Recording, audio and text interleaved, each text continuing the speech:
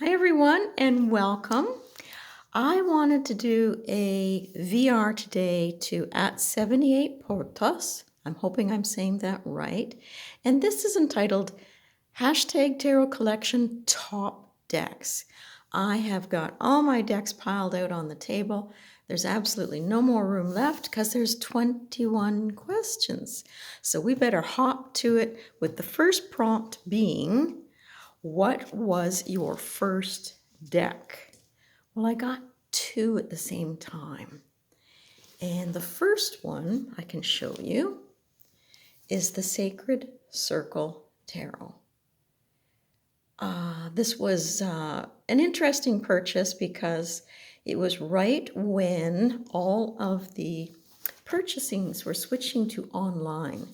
And I wasn't feeling comfy with that at first. So I went to this very small store in a small town and asked him if he would order it and then I could purchase it from him. So this is what the backs look like. And it does come with a planetary spread that you can do and the circle spread. So let's get on to the cards because they really are lovely. It was just the borders that threw me off a little bit eventually. So there is the lady. And there's the Knight of Cups. The Eight of Cups. And this is the Lord card. So it really is colorful. And it brings in the pagan ways, and I believe that's what attracted it to me at the first. So now we're going to go on to selection. Still number one, because I know it's not a tarot deck, but it was one of my first purchases, and that is the Fairy Ring Oracle. So I'll just get this one out of the way. And I spent about a good year with this. I absolutely loved it. Put it in this little cloth bag here and kept it safe. I thought about also trimming its borders off, but I never did it. So this has 4 elements to it. It's very nature-based, and you get all kinds of leprechauns, brownies. It is just, there's your 3 fates, and it does bring in the wording that goes along with the Irish nature of it. It is really quite beautiful. This one used to haunt me. But that is my 2 first decks, basically purchased at the same time. Okay, number 2 is your most recent deck purchase.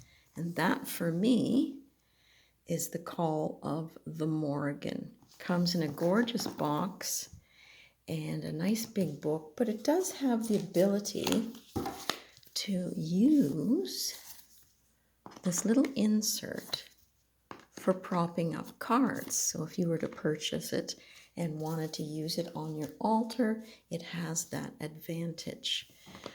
The backs I'm going to mention again in one of the other prompts because they have stolen my heart. So that is my most recent purchase. All right, prompt number 3. Which tarot deck has, in my mind, the best colors? And this is the Tarot Illuminati. One of the reasons I picked it up was because of all the colors. And I'll show you the cards to that. They're a little bit worn and scuffed on the edges, but these are the backs.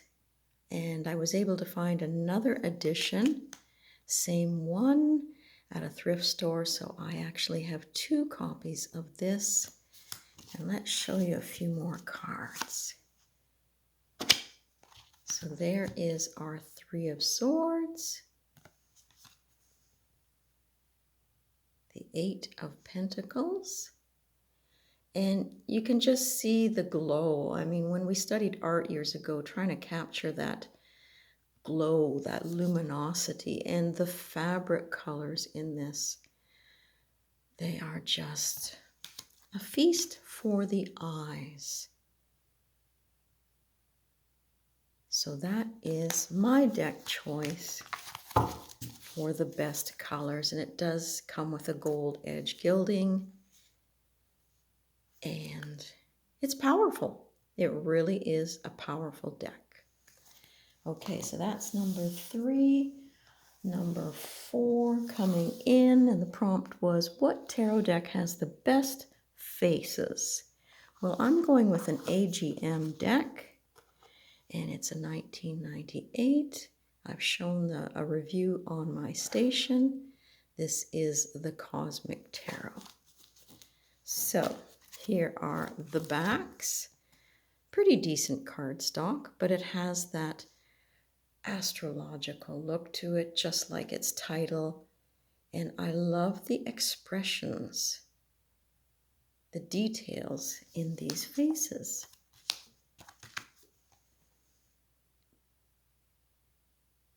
There's some pointillism being used, some watercolor. They're very, very approachable and expressive. I mean, look at that one. This has that David Bowie look, because in the book you do get an indication of who the cards are to represent. And they're famous actors and actresses. So that is my choice for the faces. Now, the next one, number 5. Which is your largest tarot deck? Okay, well, it's a bit of a reach, but I've got it here. This would be the Everyday Enchantment Tarot by Poppy Palin.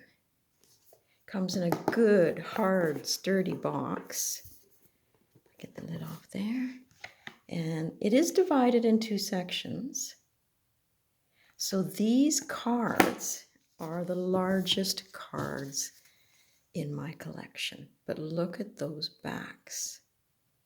The colors that she used, the detail, really, really wonderful.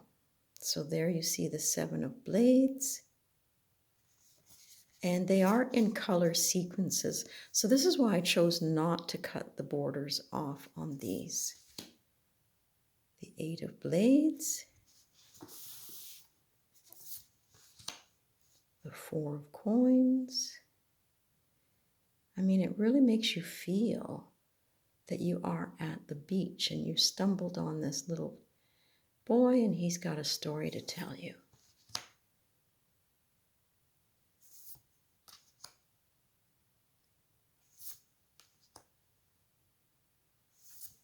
So my biggest deck, and I think one of the most artistically created decks. Okay, so that was number 5. So we're on to then the smallest deck. And I've shown this on my station too. I take this when I travel.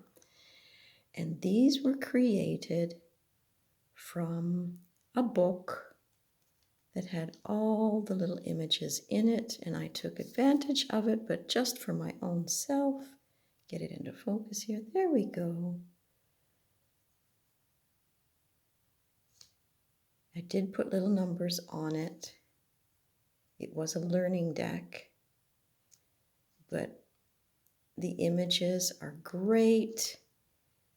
It's just so darn tiny. A little wee thing, about the size of a thumbnail. But it is nice to travel with because it doesn't take up a lot of room. Okay, number 7. Which deck has in my opinion, some pretty fantastic court cards. And this is the Anna K. Tarot. Popular a few years ago. I'm not seeing it much on the stations these days. A Llewellyn production. And mine is a 2013 edition. So we're looking here at court cards. Bring this up here. So there is a pretty darn gorgeous court card.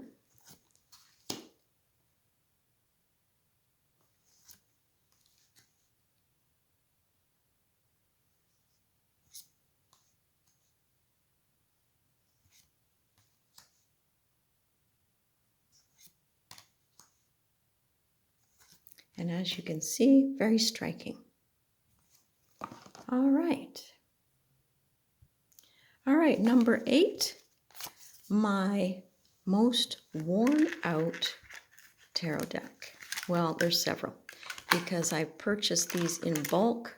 If you've watched my station, these are my dollar store decks. This is the box they came in. But because I use them so much, I've done a couple modifications on it. So this one, I left the names and numbers on the bottom, but trimmed off everything else. These are the backs, and they are not the greatest cardstock, but they are, for me, the greatest images for the Rider-Waite-Smith type of cards. Very clear, very lovely. They've always spoken well to me. And then the other one that was modified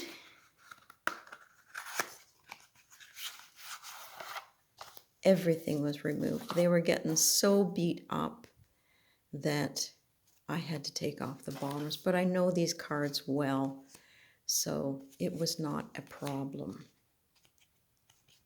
Isn't that a great 10 of Swords? So this is my beat up dollar store deck.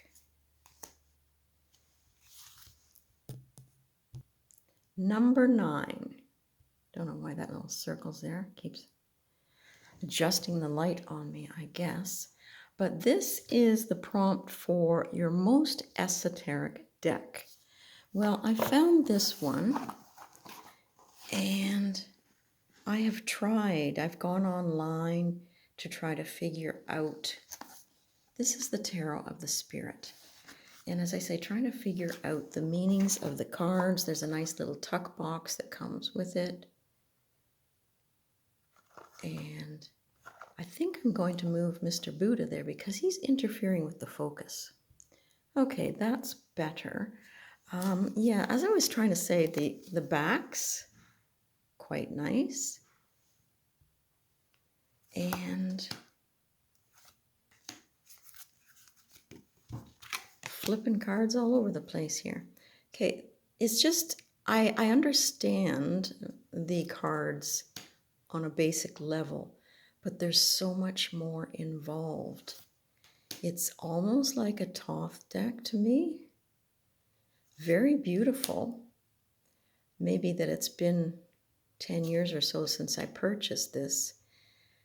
I'm hoping my skills have developed and I'll be able to just jump into this and have it talk, because it wasn't really talking to me. Get it a little closer maybe so I can see. I think there we go. But that is that selection for me. I'm just going to adjust this for a second. There we go. There was a little button that was really pissing me off. So let's get rid of that deck and we'll move on to the next one. And that prompt is the best deck for shadow work. So I'm sure a lot of people have this one. I'll weasel this one in here. I'm thinking for me, the Witch Sisters. Now, another great box, 2023 edition, put out by Llewellyn. It's got a great little spot inside, but a fabulous book with full color images with the stories. Now it's going to probably encourage you to look up more stories connected to the folk tales, but there is at least a good start in there. The backs are interesting to me. I think I said in one of my walkthroughs, I probably wouldn't have done the pinky. I would have gone more natural, more woodsy. But these are the images. The eyes are very compelling in this deck. And so it's almost like it talks to you. If you're going to do your shadow work, this guy haunts me. It beckons you through the eyes and encourages you to dig deep. So that is that one. Okay, best deck design currently for the backs is this one, the Morrigan, the Call of the Morrigan. I just can't stop gazing into this.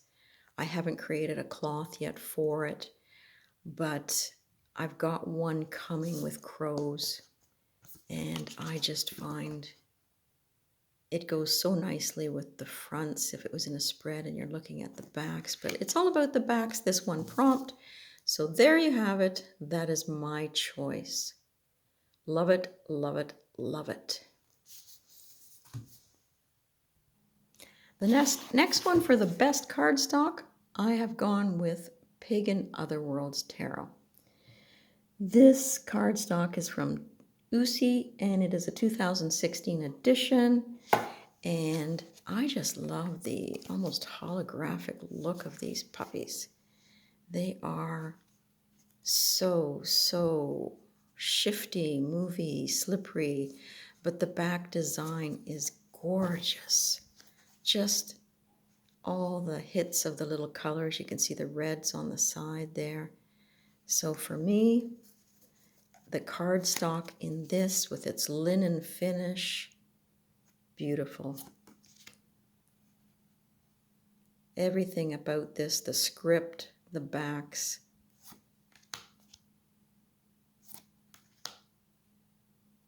I feel like I step back in time with this deck.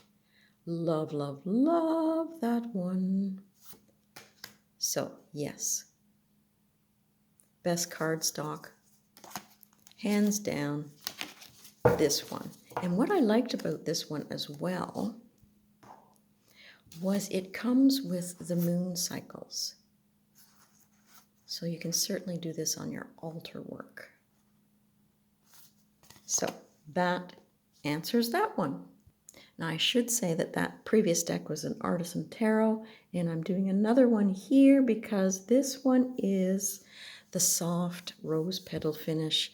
I don't have a deck that has that, but I tell you, when I get my hands on this, it's like the previous one. I just love the swish and the way it feels in the hand.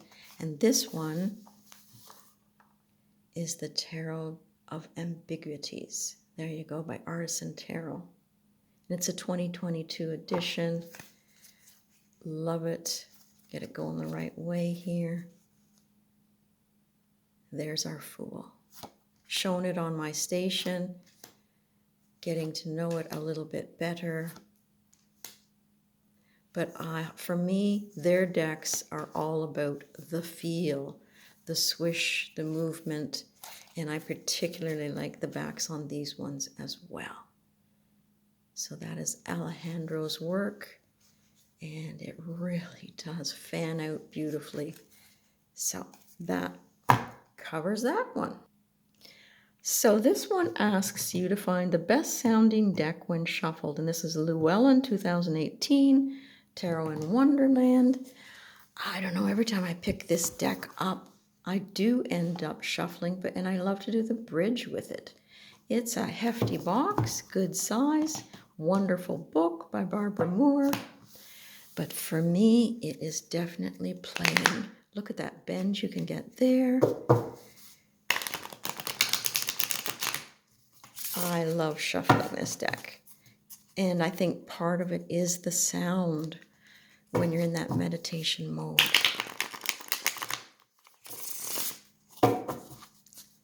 Beautiful. I guess I should show you a few cards to that one.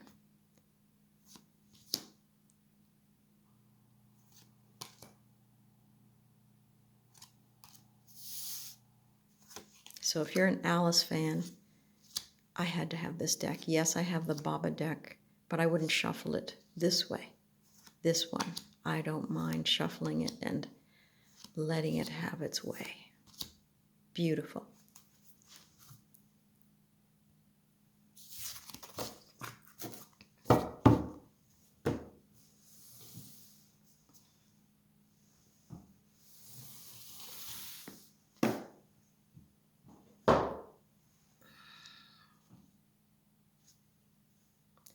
I didn't know it was still going. I'm still moving decks around. Okay, so we're on to the next one, so hang on a second.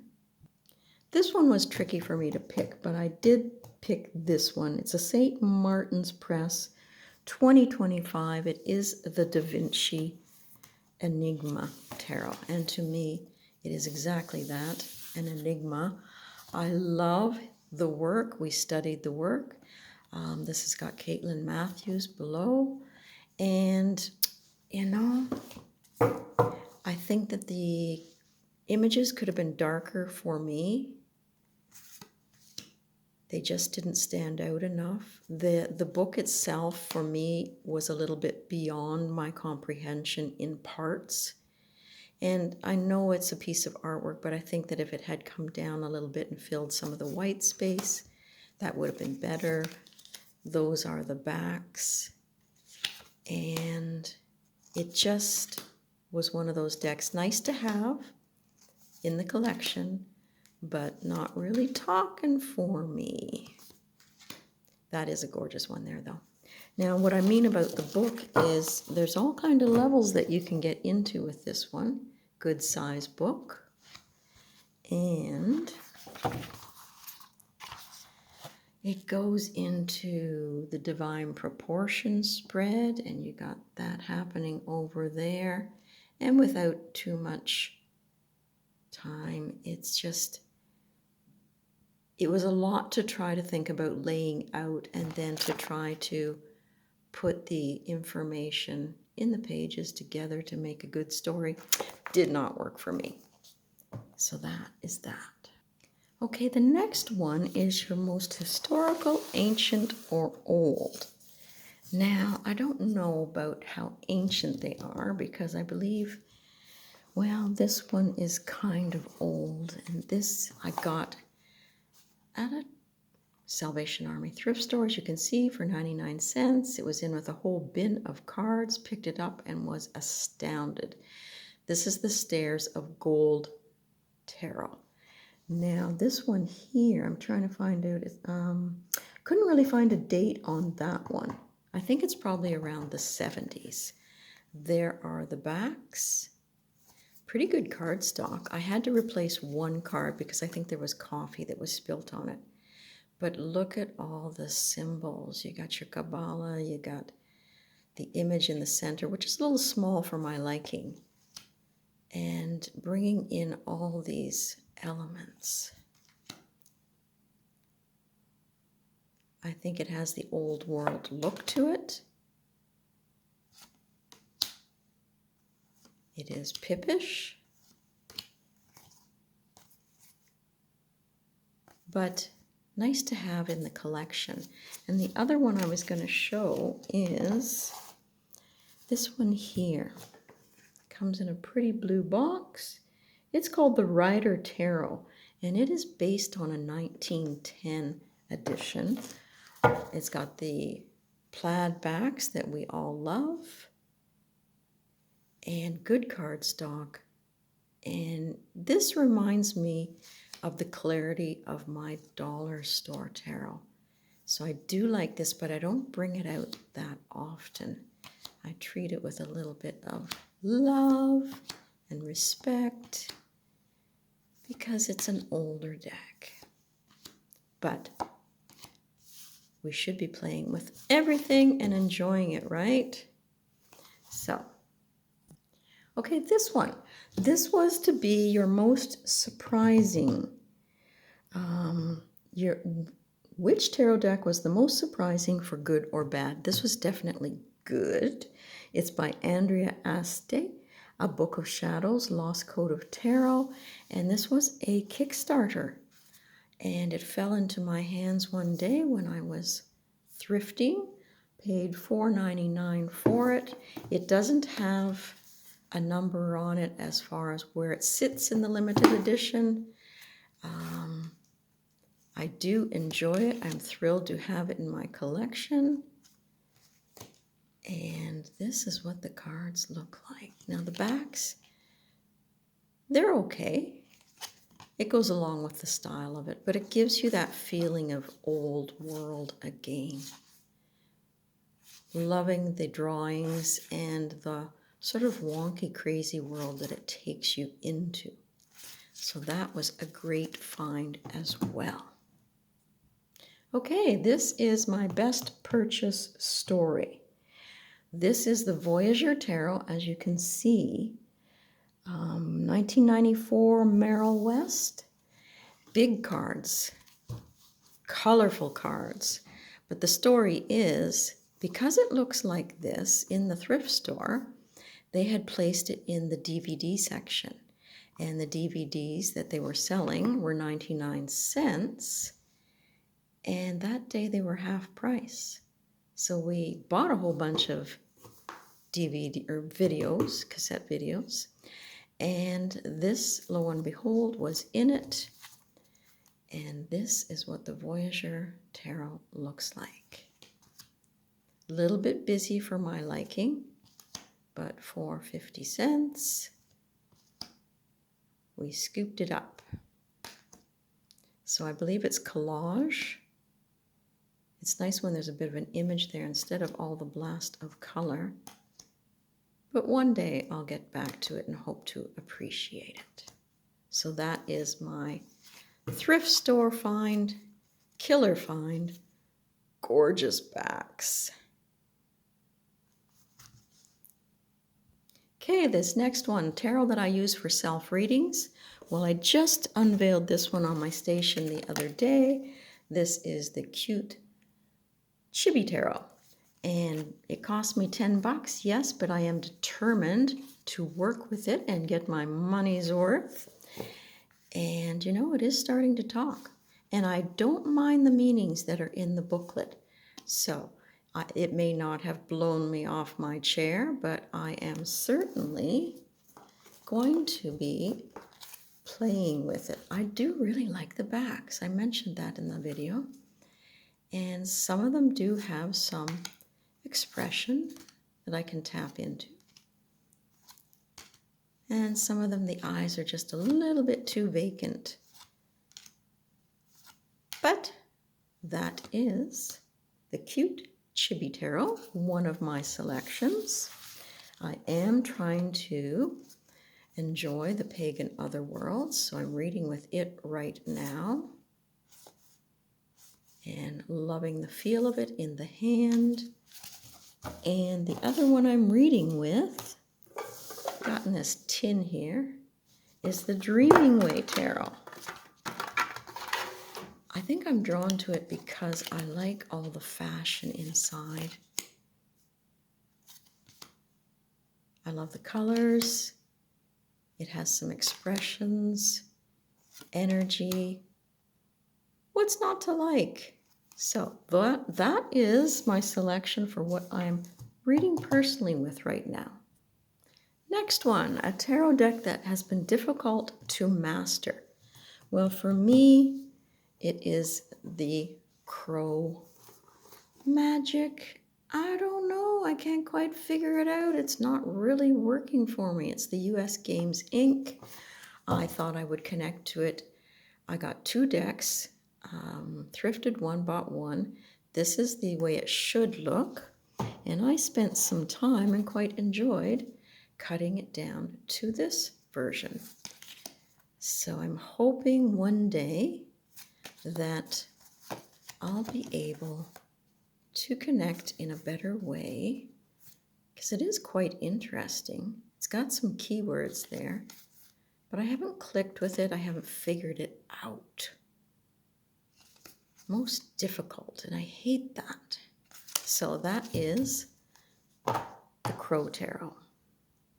Now to finish up, hopefully, the final prompt was, what tarot deck is the best overall, your fave? Well, this is the Golden Tarot.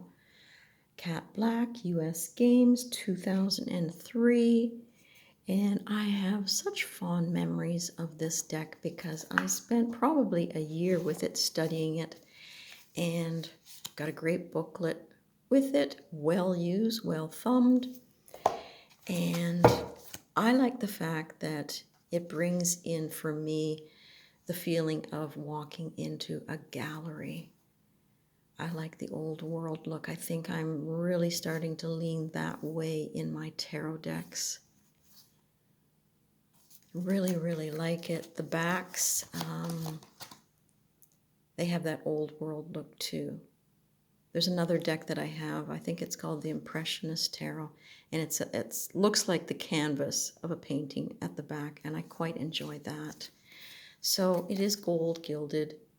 It's in really good shape still, even though I've played with it oodles, but it has given back to me a lot. So I think that's finishing it up. I tried not to take too much time out of your day, and it's been a blast. And I think it's Dani Mystic that also did it, and I wanted to thank her because she did a fabulous job, and I just wanted to be part of it. So I hope you've enjoyed the selection and the prompts, and have a fabulous day.